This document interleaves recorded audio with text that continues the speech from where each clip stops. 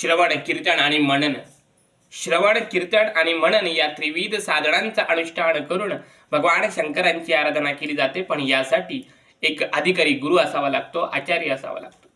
त्यांच्या मुखातून म्हणजे गुरुमुखातून आपण ज्यावेळेस शिवजींचं चरित्र ऐकतो किंवा त्यांच्या लीलांचं श्रवण करतो, त्यावेळेस भगवान शंकरांचं दर्शन घेताना एक वेगळा आनंद प्राप्त होतो. जर गुरु असेल तर आपल्या शंकांचं निराकरण करू शकता.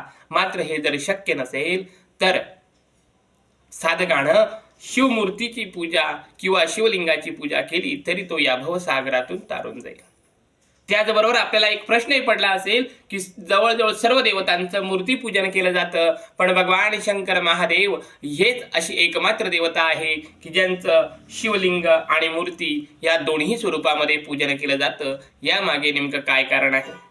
तर या संबंधी भगवान महादेवच समर्थपणे बोलू शकता. पण आपल्या या शंकेचं समाधान व्हावं म्हणून महर्षी व्यासमुनी यांनी या शिवमहापुराणामध्ये असं सांगितलं आहे की भगवान शंकर हेच एकमात्र सगुण आणि निर्गुण अशा स्वरूपामध्ये देव आहेत. त्यामुळे त्यांचं सगुण आणि निर्गुण अशा दोन्ही स्वरूपामध्ये पूजन केलं जातं. शिवलिंग हे त्यांचं निर्गुण स्वरूपाचं प्रतीक आहे, तर मूर्ती ही त्यांची सगुण रूपाचं प्रतीक आहे. त्यामुळे सगुण आणि निर्गुण या दोन्ही स्वरूपांमध्ये महादेवांचं पूजन केलं जातं. वेदही तशी आज्ञाच देत आहे की भगवान महादेवांची मूर्ती पूजा आणि लिंग पूजा या दोन्ही केल्या जाव्यात.